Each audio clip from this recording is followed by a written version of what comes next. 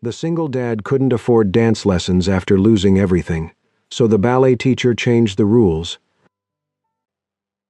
5:55 p.m., Greenville, South Carolina. The final notes of the piano faded through the ballet studio as 7 little girls giggled their way toward the changing room. Pink tutus swayed, tiny ballet slippers tapped against the polished wooden floor, and proud parents waited with cameras, ready for the weekly "Look What I Learned" performance.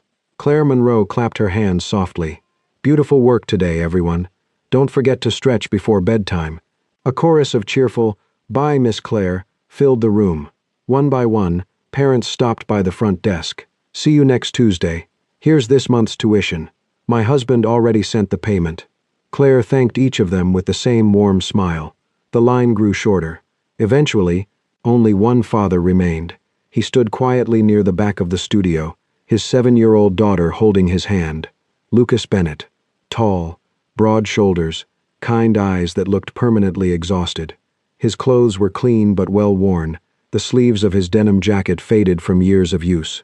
There was nothing remarkable about him, at least, nothing that suggested he had once stood in boardrooms presenting multi-million-dollar business strategies. Today, he looked like any hard-working single father trying to make ends meet. Beside him stood Emma. Her pink ballet shoes were already scuffed from months of careful use. She adored every second she spent dancing. Lucas slowly opened his wallet. Claire noticed him hesitate. Inside were only a few worn dollar bills and some loose coins. He counted them once, then again, as though hoping another bill might somehow appear. It didn't. He walked toward the desk. His voice was almost too quiet to hear. "I'm sorry." He looked down at the money in his hand. "I don't have enough." Silence settled over the room. Emma lowered her eyes. Without saying a word, she sat on the small wooden bench by the entrance. Then she quietly untied the ribbons around her ballet slippers. Claire frowned. "What are you doing, sweetheart?" Emma forced a little smile that broke Claire's heart. "I can wear sneakers next week." She swallowed. "Or, I don't have to come anymore." Lucas immediately knelt beside her. "No, you never have to give up dancing because of me." His voice remained calm, but Claire could hear the guilt hiding beneath every word. He hated disappointing his daughter. Claire looked from the father to the little girl, then smiled gently. "Then we'll change the rules." Lucas looked up, confused. "I'm sorry?" Claire simply repeated herself. "We'll change the rules." 2 months earlier, Claire Monroe had opened Monroe Dance Studio with one simple belief. Every child deserved a place where they felt graceful, even if they tripped, even if they couldn't afford the fanciest costumes. At 25 years old, Claire wasn't the strict ballet instructor many parents expected. She laughed easily, she celebrated effort more than perfection, and she somehow remembered every student's favorite color, birthday, and dream role in the Nutcracker. Her tiny studio wasn't the most luxurious in Greenville, but every child who walked through its doors felt welcome, especially Emma Bennett. Emma wasn't the strongest dancer, she wasn't the most flexible, she forgot combinations almost every week, yet she practiced harder than anyone.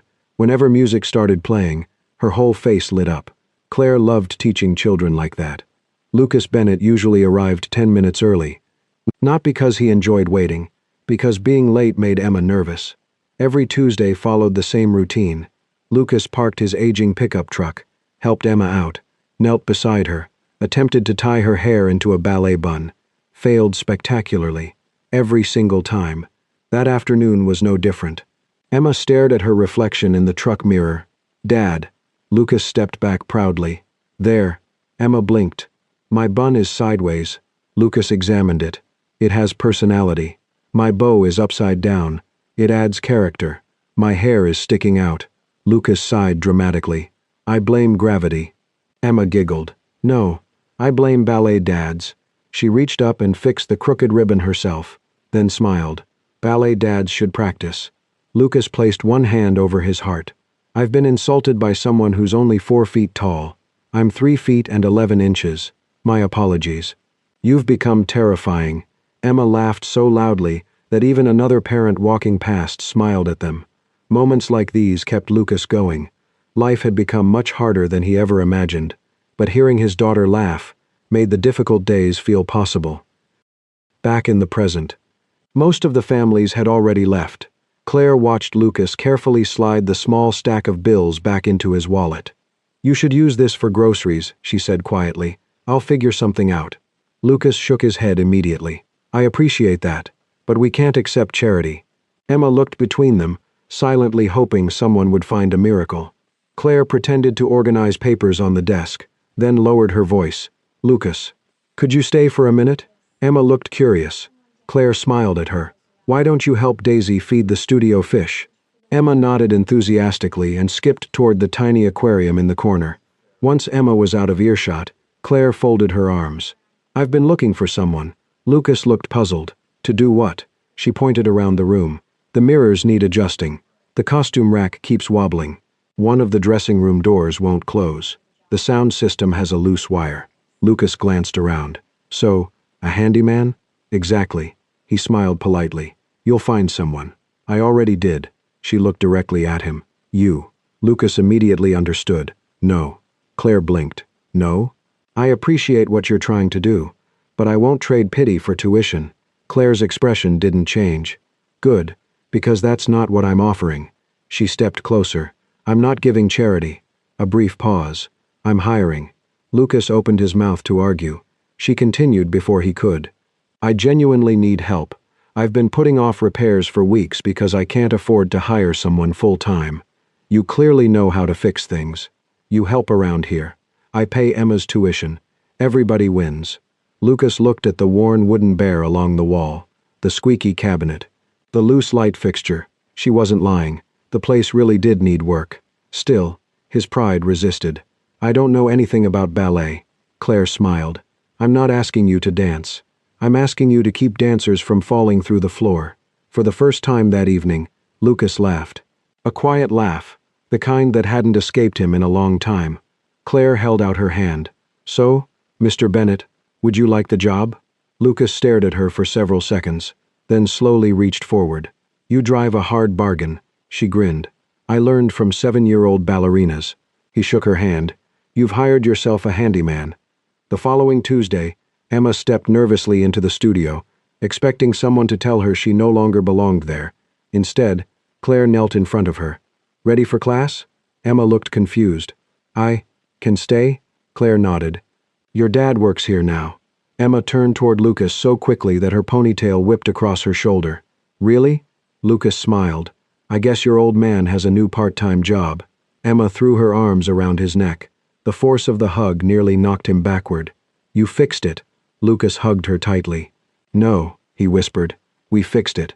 Emma ran happily toward the dance floor. For the first time in weeks, she danced without worrying whether it might be her last lesson. Claire watched her spin across the studio, smiling brighter than she'd ever seen before. Across the room, Lucas quietly turned away. He pretended to inspect a loose shelf. Instead, he quickly wiped the corner of one eye before anyone noticed. Except, Claire did. She said nothing. Some victories deserved silence, and something told her this little ballet studio had just become the beginning of a story much bigger than either of them could imagine. By the second week of Lucas Bennett's new part-time job, the Monroe Dance Studio had become noticeably different. Not because anyone had spent thousands of dollars renovating it, because one quiet man refused to leave something broken if he knew how to fix it. The wobbly chairs in the waiting area no longer squeaked. The dressing room door finally closed without needing to be kicked. The long mirror that had leaned dangerously against the wall now hung perfectly straight. The wooden ballet bar felt sturdy again. The cracked shelf near the reception desk disappeared overnight, replaced by one Lucas had built himself from leftover pine boards. Even the old air conditioner, which had spent every summer making more noise than cool air, suddenly worked as though it had been replaced. Claire stared up at it one afternoon. "You didn't buy a new unit." Lucas shook his head. "It just needed cleaning." "You fixed something I've been complaining about for 2 years. It took 40 minutes. Claire folded her arms. "I suddenly feel very dramatic." Lucas smiled without looking up from his toolbox. "Most problems are smaller than they sound." Claire laughed. If only life worked that way. For a brief second, something unreadable crossed his face. If only. Emma adored having her father around. Every Tuesday and Thursday, she would finish class and immediately search the studio. "Dad." Lucas usually answered from somewhere unexpected. "Storage room." or on the ladder, or under the front desk. One afternoon she found him lying flat on his back beneath the reception counter while trying to reconnect a loose electrical cable. "Dad? Yeah? You look like a mechanic. I'm negotiating with a very stubborn wire." "Who's winning?" "The wire."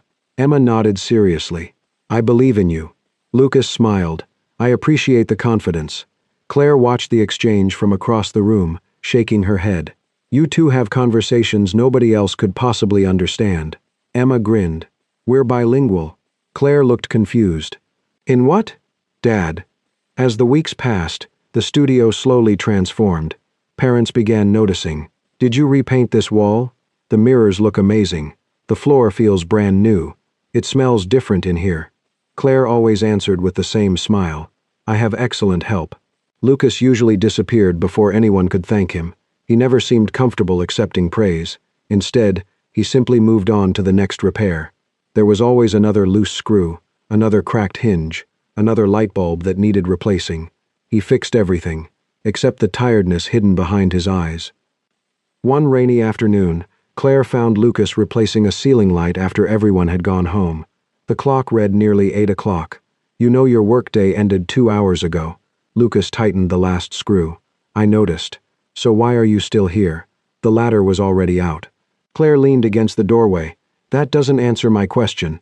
He climbed down carefully. "I like finishing things." She looked around.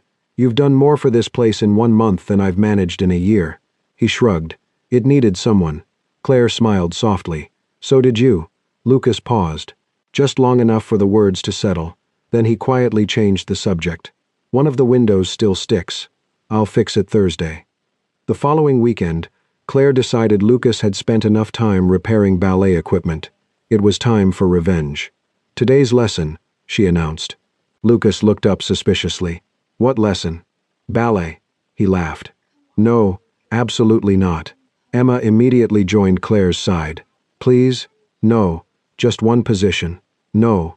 Claire clasped her hands dramatically. "I've already prepared the class." Lucas glanced toward the empty studio. "What class?" Claire pointed. 3 little girls had quietly gathered near the mirror. Emma stood proudly in front of them. "Dad demonstration day." Lucas looked horrified. "I've been betrayed." Emma nodded cheerfully. "Correct." 5 minutes later, Lucas stood in the middle of the studio, one hand resting awkwardly on the ballet bar. Claire walked around him like a strict instructor. "Shoulders down. They are down. Lower." "I don't think they go any lower." "They do." She gently adjusted his posture. "There." He immediately lost his balance. His arms pinwheeled wildly. Emma burst into laughter. Claire caught his elbow before he fell into the mirror. "I think ballet might be harder than fixing air conditioners." Lucas straightened himself. "I officially respect dancers." "More?" "Much more." Claire demonstrated first position. Lucas copied her. Poorly. His feet pointed in completely different directions. Emma walked around him thoughtfully like an Olympic judge.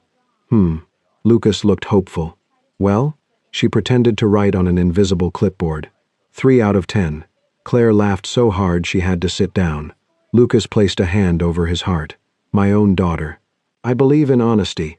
I raised a tiny critic." Emma hugged him. "I still love you." I was beginning to worry. Little by little, Claire noticed patterns. Lucas always arrived first, usually before sunrise if repairs were scheduled. He was almost always the last person to leave. Sometimes she found him sweeping the hallway, even though nobody had asked. Sometimes he repaired toys children had accidentally broken. Sometimes he replaced things entirely without mentioning it. One Tuesday, she noticed a brand new reading corner for waiting siblings, a small bookshelf, 2 beanbags, fresh paint.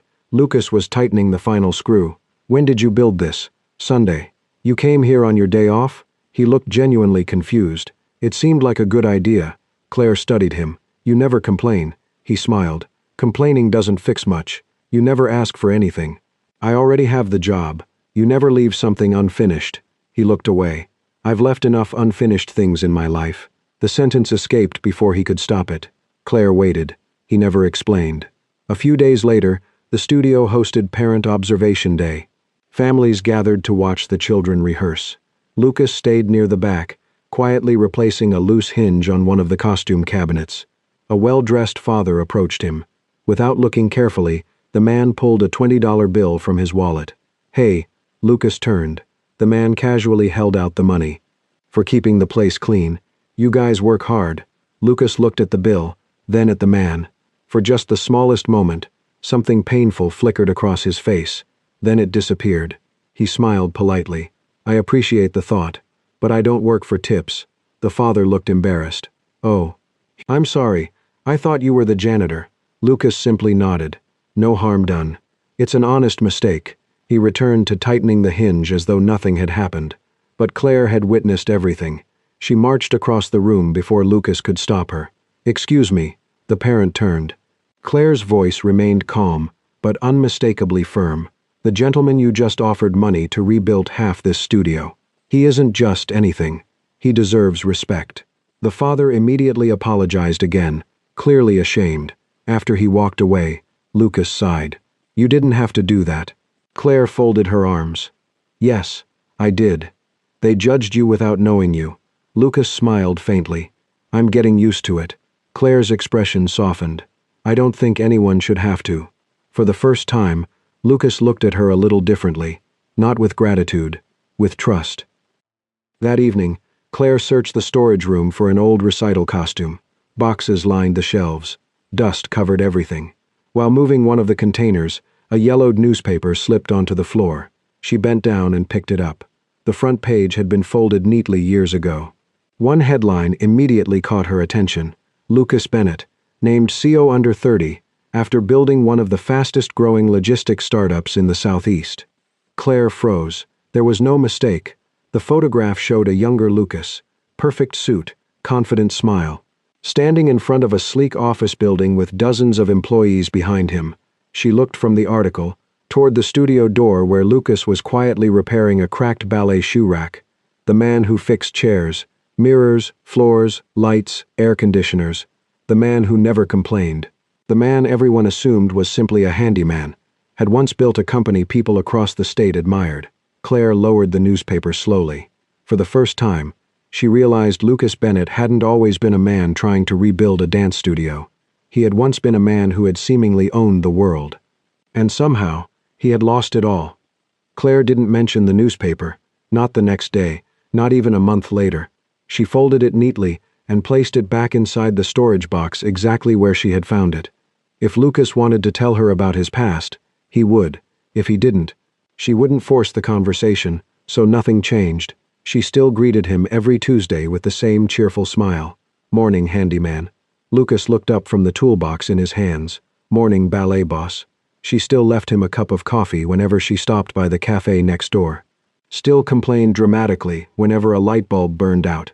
Still asked him ridiculous questions, like whether duct tape could solve emotional problems. "It depends." "On what?" "How much duct tape you have." She laughed. "I knew I hired the right person." Lucas watched her walk away. He couldn't understand it. Most people who learned about his past reacted in one of two ways. Either they pitied him, or they treated him like a celebrity who had fallen from grace. Claire did neither. She simply kept treating him like Lucas, and somehow that meant more than she could possibly know. One Saturday morning, the studio prepared for its annual children's performance. Claire had chosen a shortened version of Swan Lake. Emma immediately decided the production needed one major improvement. Dad has to be in it. Lucas nearly dropped the paintbrush he was holding. "I'm fixing the stage." "Exactly. So you're already participating." Emma crossed her arms. "No, you need to dance." "I absolutely do not." Claire tried very hard not to smile. "I think she's making a compelling argument." Lucas pointed at her accusingly. "You stay out of this. I'm the director." "I'm overruling myself." Emma grabbed one of his hands. "Please?" He looked at Claire for help. She shrugged innocently. "I believe the cast has spoken."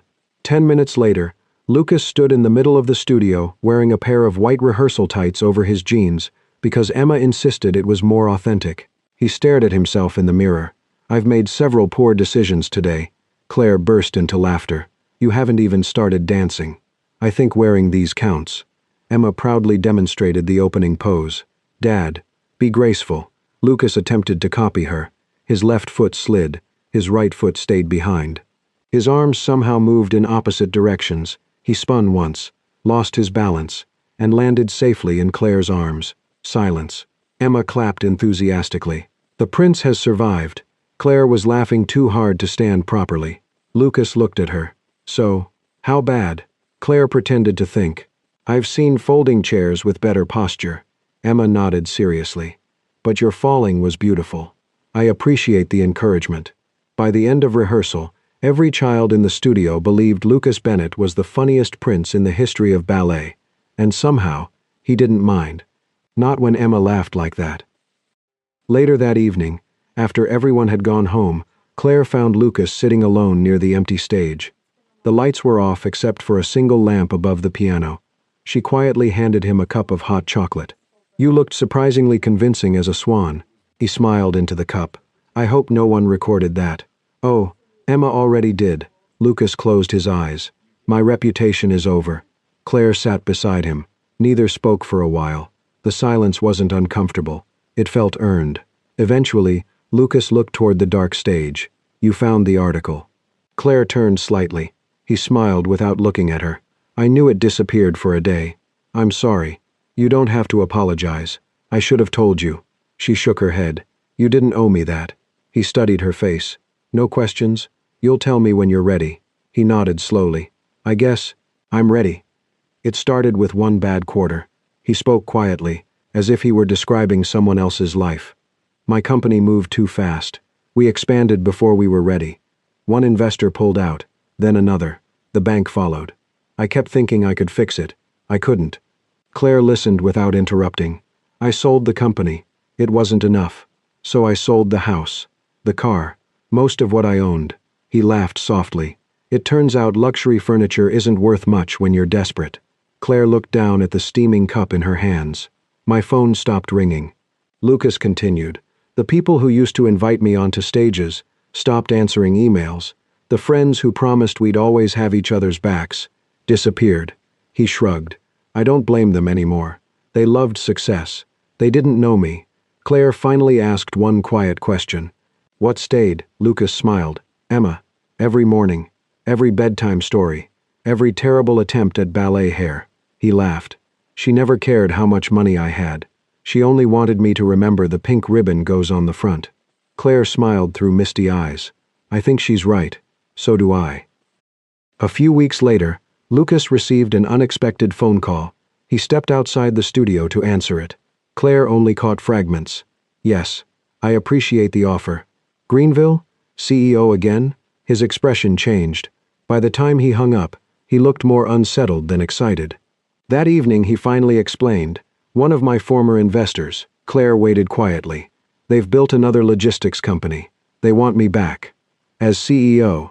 The news spread through the studio faster than anyone expected. Emma overheard enough to ask, Does that mean we're moving? Lucas forced a smile. I don't know, parents whispered to each other. Claire tried not to think about it. Of course he would leave. People like Lucas didn't spend forever fixing ballet mirrors. They rebuilt companies. That was who he really was. For several days, the thought settled heavily over the studio. It felt as though everyone was quietly waiting for goodbye. The following Tuesday, Lucas arrived earlier than usual. Claire found him replacing the last worn floorboard near the entrance. You don't have to finish that. He tightened the screw anyway. I know. So, what did you decide? He stood up slowly, brushed the sawdust from his hands, then looked around the studio, the polished floor, the children's drawings taped to the walls, Emma laughing inside the dressing room, Claire standing beneath the morning sunlight pouring through the windows. He smiled. I called them this morning. Claire held her breath. I turned it down. She blinked. You, what? They offered more money than I've ever made. They offered another chance. He looked around the little studio once more, then his eyes settled on Claire. For the first time, there was no hesitation in his voice. I already have the life I was trying to build. The words hung quietly between them. Neither of them moved. Neither of them needed to. Claire smiled. Not because of what he had given up, but because she finally understood. He wasn't choosing less. He was choosing what mattered. The following Friday, Claire received an anonymous envelope. Inside was a cashier's check, covering every remaining ballet tuition Emma would owe until graduation from the children's program. No name, no note. Only one sentence typed neatly beneath the amount. Every child deserves to keep dancing. Lucas stared at the check in disbelief. Do you know who sent it? Claire looked just as surprised. I honestly don't. He studied her carefully. It wasn't you? She shook her head. If I wanted to help, I'd tell you. Lucas smiled. I believe you. Neither of them discovered the truth that day. What they didn't know was that several parents had quietly organized the donation together. Night after night, they had watched Lucas stay long after everyone else had gone home, repairing broken chairs, painting old walls, fixing mirrors, never asking for recognition, never asking for more money, only asking that his daughter be allowed to keep dancing. Without saying a word to him, they had decided to change the rules too. Spring quietly gave way to summer. The trees outside Monroe Dance Studio bloomed once again, and with them came the biggest day of the year, the annual Children's Ballet Showcase. Parents filled the small community theater long before the curtains opened. Every seat was taken. Grandparents held bouquets of flowers. Little brothers swung their feet impatiently from folding chairs. Several fathers looked even more nervous than the dancers waiting backstage. Lucas Bennett chose the very last row, not because it offered the best view, because he wanted every parent whose child had worked just as hard as Emma to have the closer seats. He sat quietly, with a single white rose resting across his lap. Claire noticed him from backstage. He gave her an encouraging nod. She smiled back before turning toward the children. Everyone. The room immediately fell silent. Claire crouched until she was eye level with them. No matter what happens out there, if you forget a step, if you spin the wrong way, if you fall, she smiled. Just keep dancing. Emma raised her tiny hand. What if we get scared? Claire gently touched her shoulder. Then look for someone who loves you. You'll remember why you're dancing. Emma looked toward the audience. Even through the curtain, she somehow knew exactly where her father was sitting. The lights dimmed. Soft piano music filled the theater. The curtain slowly opened. The performance began. Claire stood in the wings, quietly guiding each entrance and exit. Every child remembered their choreography. Every rehearsal. Emma danced beautifully.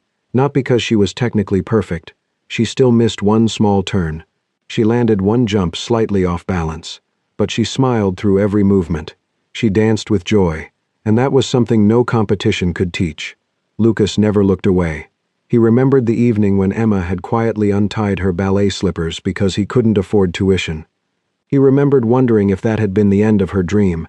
Instead, here she was, center stage, shining beneath the lights, his little girl. The audience erupted into applause as the music reached its final note. The children bowed together. Claire stepped onto the stage to congratulate them. Parents began standing, ready to greet their children backstage. Everyone, except Emma. Instead of running behind the curtain like the others, she ran straight toward the audience. Lucas blinked. Emma? She climbed over one row of seats before reaching him. Dad? Before he could react, she grabbed both of his hands. Come on. Lucas looked horrified. What? You have to come. The show's over. No. She shook her head confidently. There's one more dance. I don't know this dance. You will. She pulled harder. Ballet Dad's dance too. The audience burst into laughter. Lucas looked desperately toward Claire. She was already smiling. Traitor, he mouthed. Claire laughed. I heard that. A moment later, Lucas found himself standing awkwardly on the stage. Hundreds of people looked at him expectantly. He whispered to Claire, I repair floors. I don't perform on them. She stepped closer, then held out her hand. May I? He looked at her, then at Emma, who was watching with the biggest hopeful smile imaginable. Lucas sighed dramatically. I suppose I don't have much choice.